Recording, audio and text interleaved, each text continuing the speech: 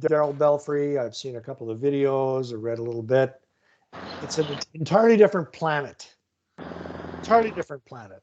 It's like somebody who can drive an Indy car and then teaching driving to a 16-year-old. Like, forget it.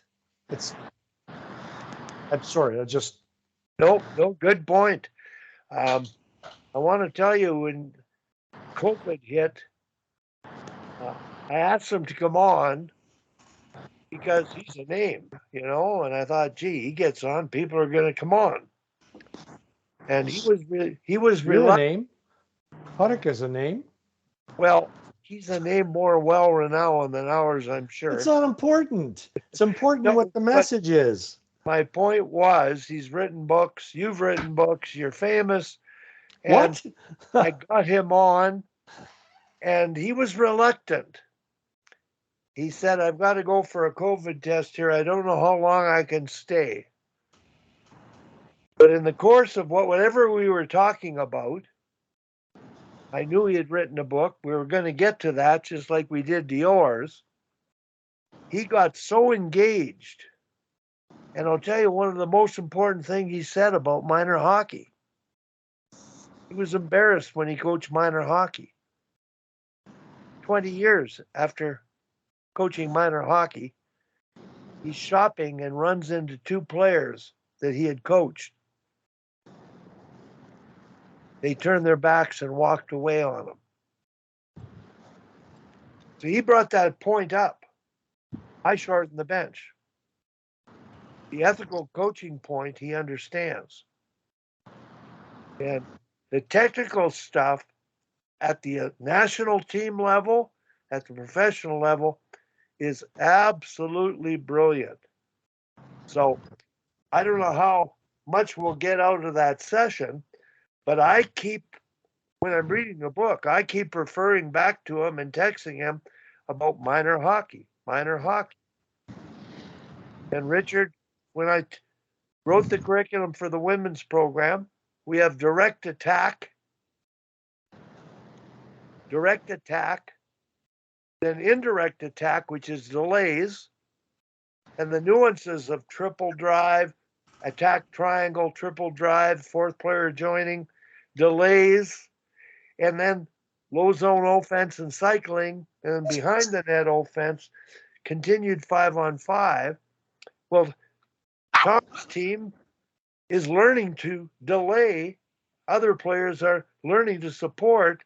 And if they're not there, they're learning to put it to good ice to possess it.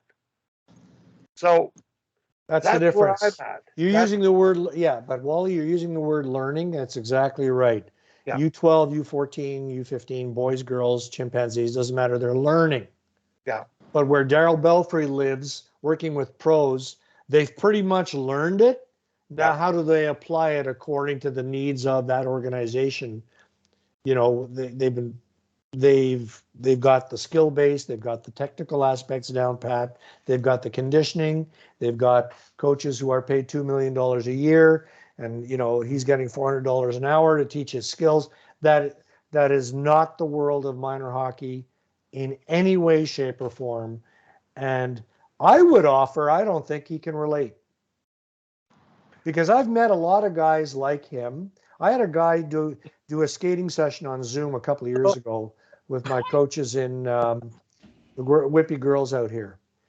Very well-known skating instructor. And Tom, your sound. Sorry? There's some interference coming. Somebody's sound's on. Yeah, Tom's interfering.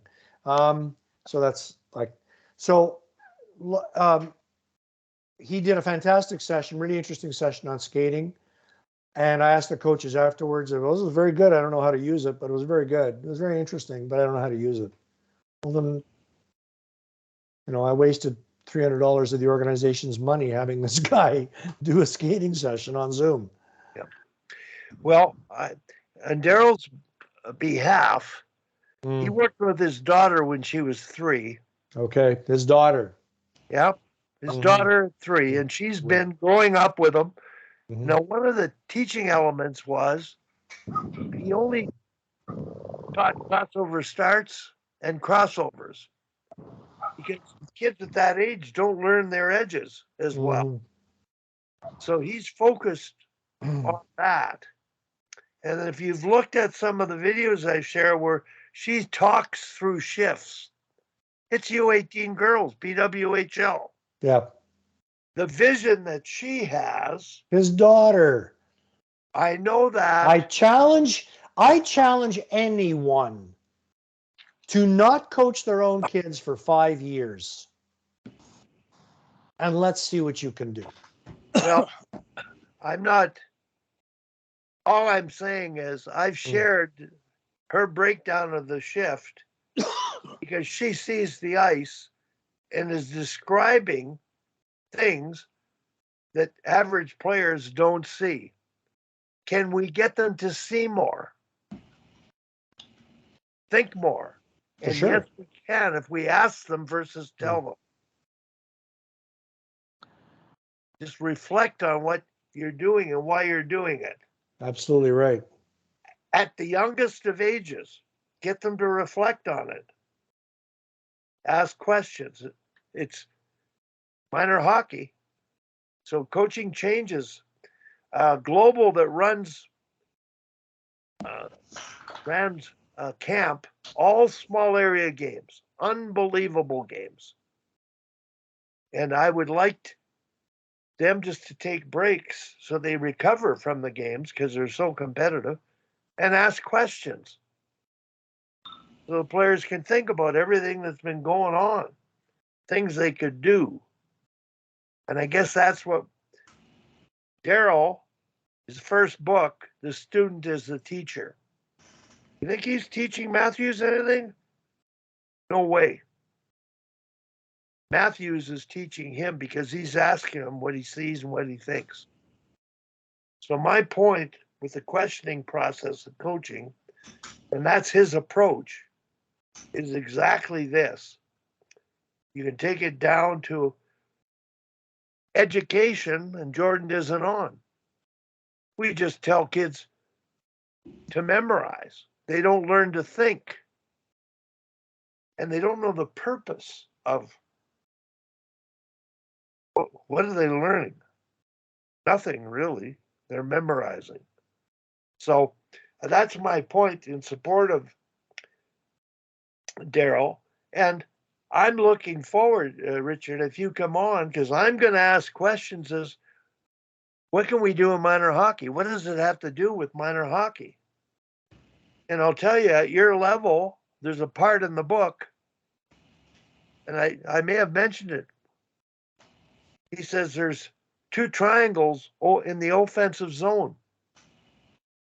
Boy, that concept right away, the forwards and then the movement of a forward F3 up and the D down, but thinking in threes and using each other, I think that's something kids can get.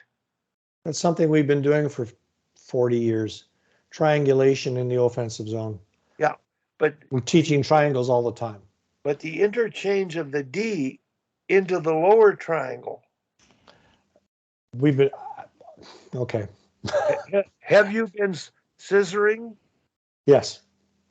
How long have you been scissoring? Because not right at this moment because it would be really uncomfortable, but over the years, a ton. I never heard of it until 3 years ago.